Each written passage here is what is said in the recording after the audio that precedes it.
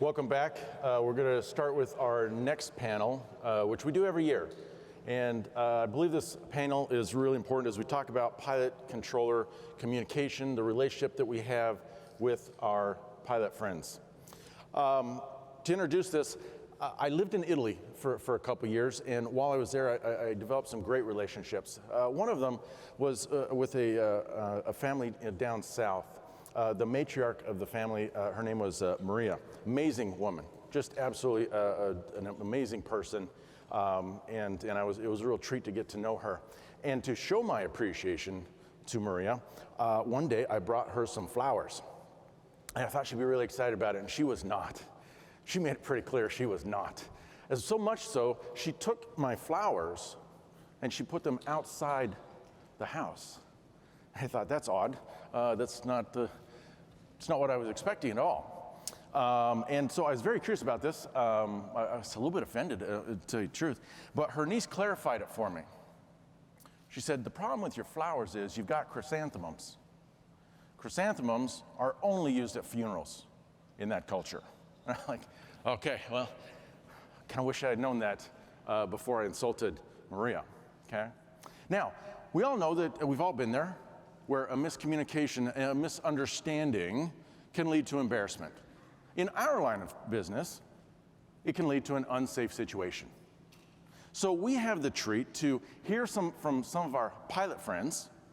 We put together a little bit diverse group for you, all right, so that you can hear their expertise. What is it that they deal with? What are the things that we may not understand about their culture that would really help us with our relationship and our communication? So let's dive into that. Let's get started. To help me co-moderate this panel, let me bring back up Don Johnson.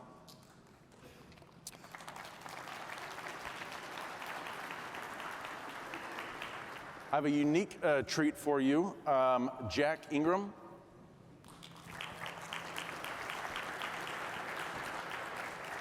And from NATCA, Josh Haviland. Please give him a warm welcome.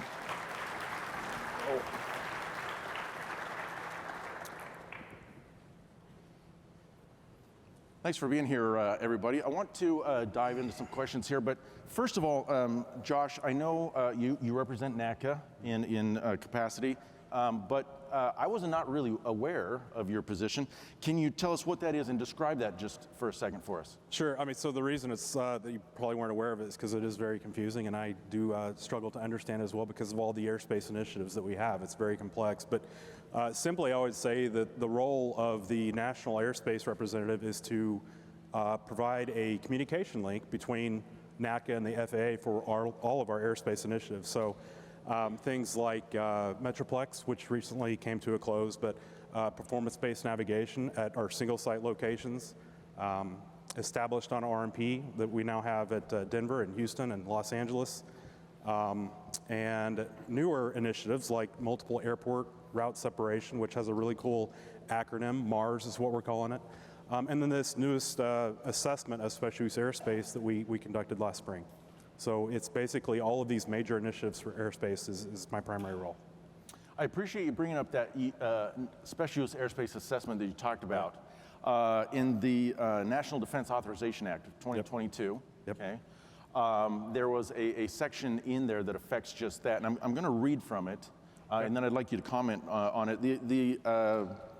From the piece of legislation was the assignment to assess low-level military training routes and special use airspace to identify areas that are no longer needed or could be adjusted while still meeting military training requirements. Right. Close quote.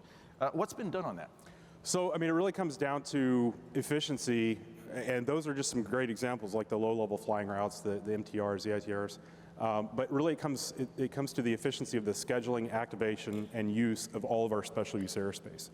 So, Congress tasked the FAA and Department of Defense to put together a collaborative team for us to go across the country and do a general assessment of what's going on in the special use airspace. So MITRE facilitated it, FAA, NATCA, and DOD got together, and earlier this spring we went to 20 locations across the NAS, air traffic facilities and military installations, and from there we interviewed controllers, We interviewed pilots to understand both sides of the story of where the miscommunications are happening. So from there, a recommendation has been provided by MITRE. The report has been sent to the FAA. From there, we'll see what actions will be taken from the recommendations, because then that, of course, will have to go to Congress. And we're all excited to get to the next steps of, okay, let's take the next step forward to fix it. Well, as are we in the field, because we often feel that y'all are taking up airspace that maybe you don't need. I could certainly utilize that airspace. If I feel that way, what do I do about it? So it's very easy. I think we talked about it earlier. You report that to your management. Hey, this airspace keeps getting scheduled and nobody's using it. There is no reason that we don't have a relationship where you can just call somebody. Each base has a wing scheduling office that handles scheduling airspace, and there should be no reason that you guys can't just call down there and say, hey, you have had Bulldog scheduled every day for the past 2 months and not used it. What's the deal? And you'll get I don't know, I'll find out. And then maybe it won't happen again, or maybe you'll get an answer. I think the lines of communication have to stay open between us, and there's no reason for that not to be happening. Listen, I don't want to put words in your mouth, but that almost sounds like Oh boy. communicating for safety. I'm just saying. It almost sounds I didn't say that. like that. And going into specifics with scheduling your training missions, what challenges do you encounter when that happens? So our training cycle usually starts about a year out. We pick what we're going to focus on for that year with what's happening in the world at the time. And then, so we figure out what we're going to train to. And then each quarter we update it with upgrades. So from your lowest wingman, they need upgrades to your most senior IP, who needs very complicated upgrades that require a lot of airspace and a lot of assets to show up at that airspace at the same time. So we can be scheduling this airspace months in advance to try and get these assets there that cost a lot of money and take a lot of time and commitment from other people across the country. So the challenges that we have are we plan all this stuff out, the person who is upgrading studies for months in advance for that ride, and then the weather shows up on that day.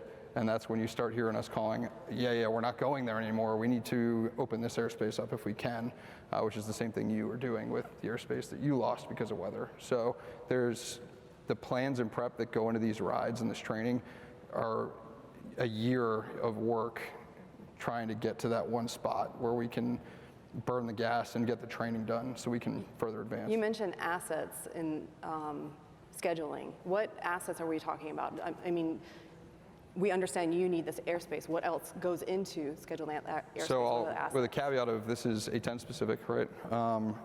For our most complicated rides, we will have up to 8 A10s in the airspace, helicopters, C-130s, tankers, and we will have multiple troops on the ground, whether it's in a MOA or wherever in a local town.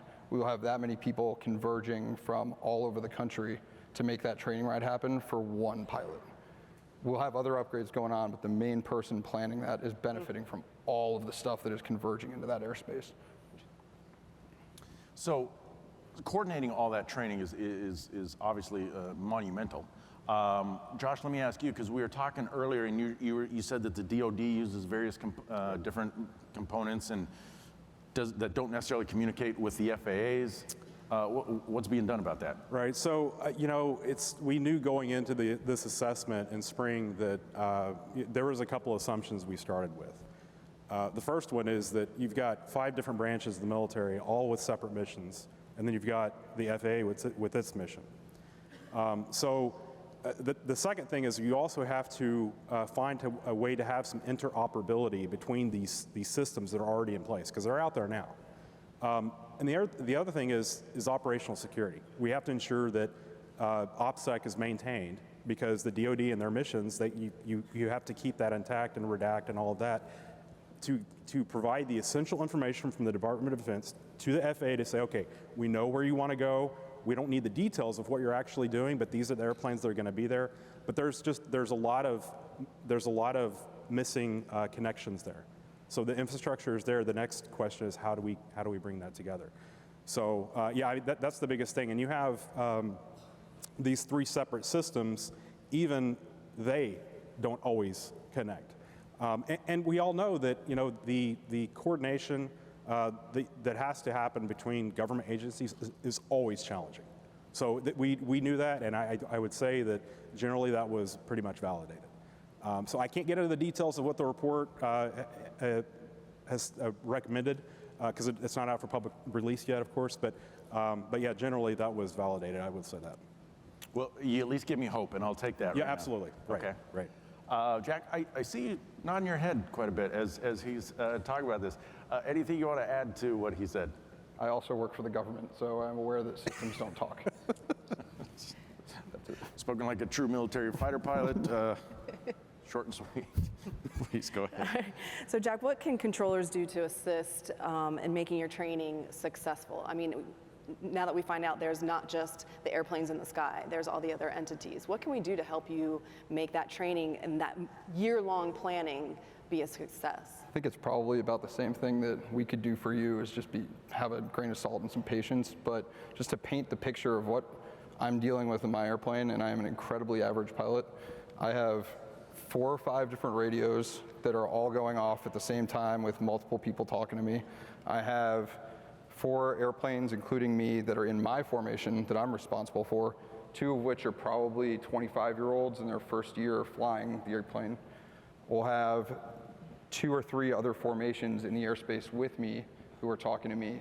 And then we'll have a JTAC on the ground, somebody that we're trying to pick up if it's a combat search and rescue thing, and we will have enemy forces on the ground who are trying to go after them at the same time.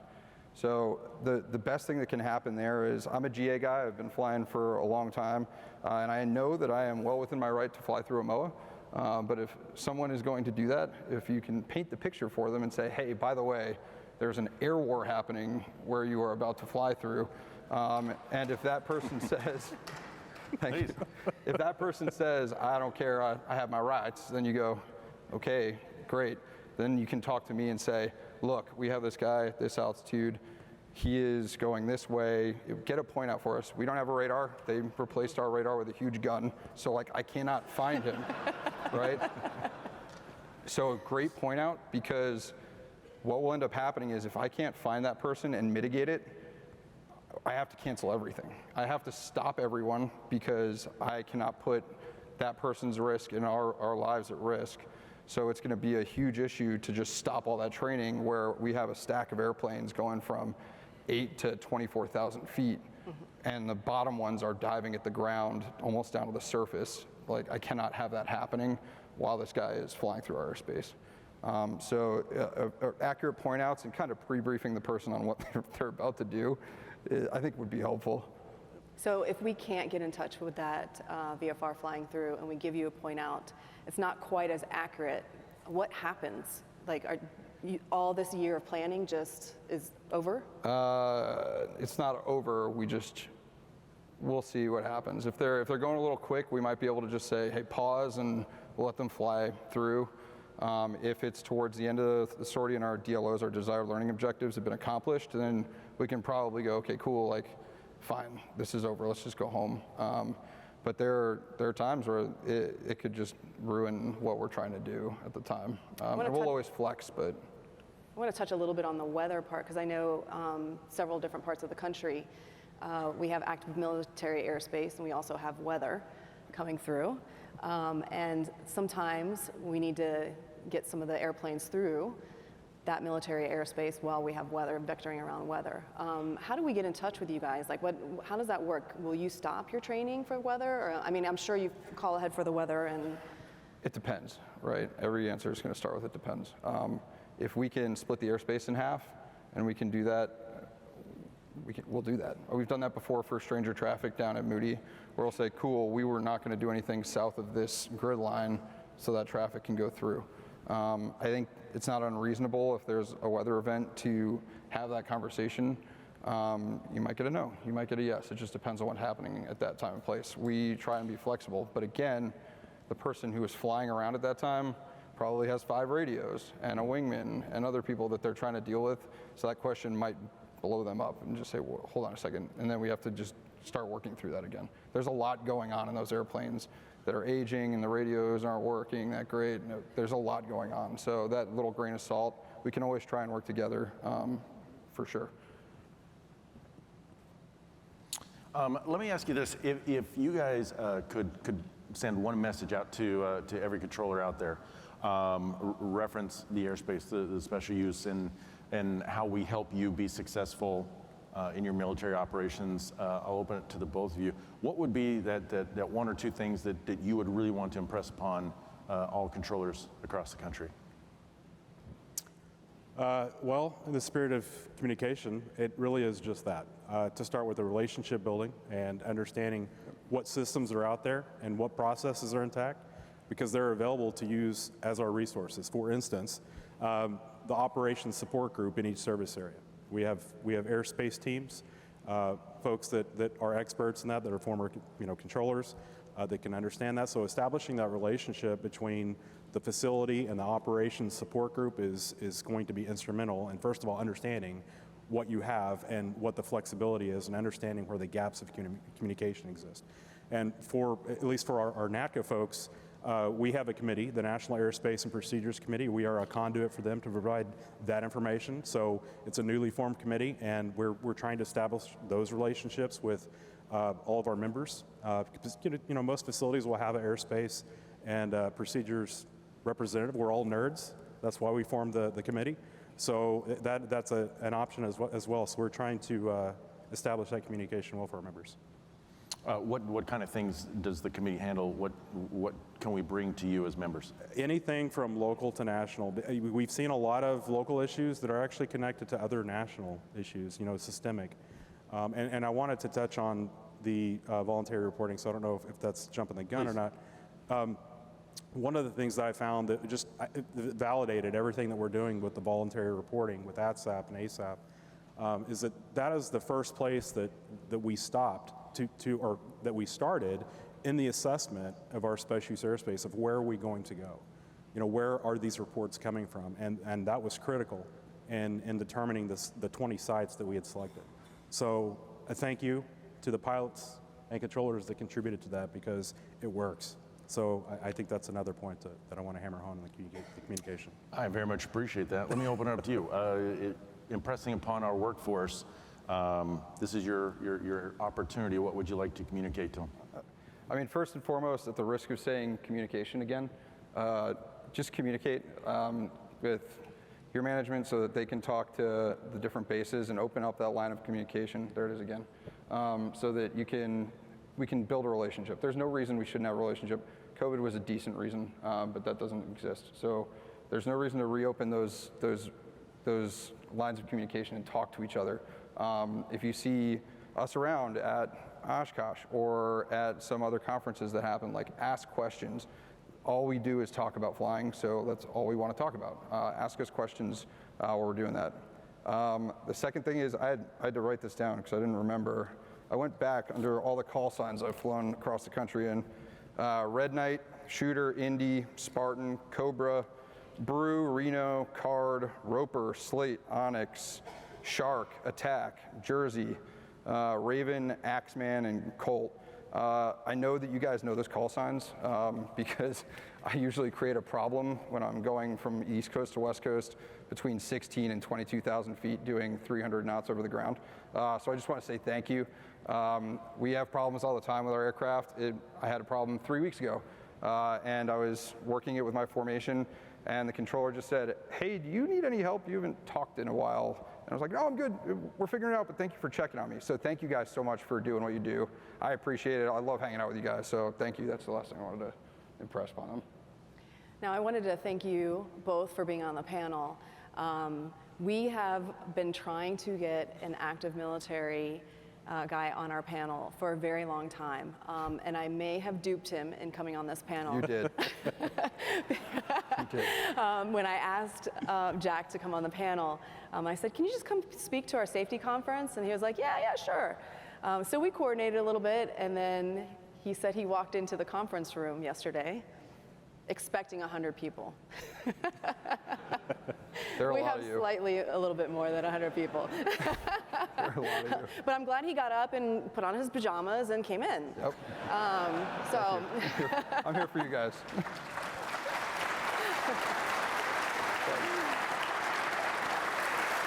now, A little bit about Jack. He does fly just a small airplane. You know, it's not very fast. It doesn't have any bombs or missiles on it. It doesn't go the highest either. That's true. So we just thought we'd show you your airplane. Where is it? I thought you were going to show it. There it is. Oh, there she is. Yeah. And then the next one. There's another one. Let's see. Next picture. The clicker's not working. Is it? I don't know if you can see in that picture, you can actually see 2 bullets in front of the airplane, which is pretty crazy. Ah, there she is. That's I good. believe that is Are you- actually you, is it not? That is me. Are you smiling in that one? Always. Always. Always. I've got just a minute, Jack. Can you give us a feel for what it's like to fly the A-10? Well, it's slow, but it was not designed to be fast. It's the best mission in the world, right? Our mission is an 18-year-old on the ground with a rifle. That's all it comes down to. The jet's great for that. We can look outside and see what we want to do. We can see good guys, we can see bad guys, we can see the battle space, and then we can positively affect it. So it's perfect. I don't know if you guys have heard that something's going on in Ukraine with a lot of tanks, and that's what this jet is designed for. So it's good to be with that aircraft with what's going on in the world. Yeah, and apparently they have no weather radar or anything because it was No, we don't replaced have with that gun. anything. So. We got nothing. Well, Jack will be available if you guys want to stop him in the hall and talk his ear off. He's a wealth of information. Maybe. And very funny about it.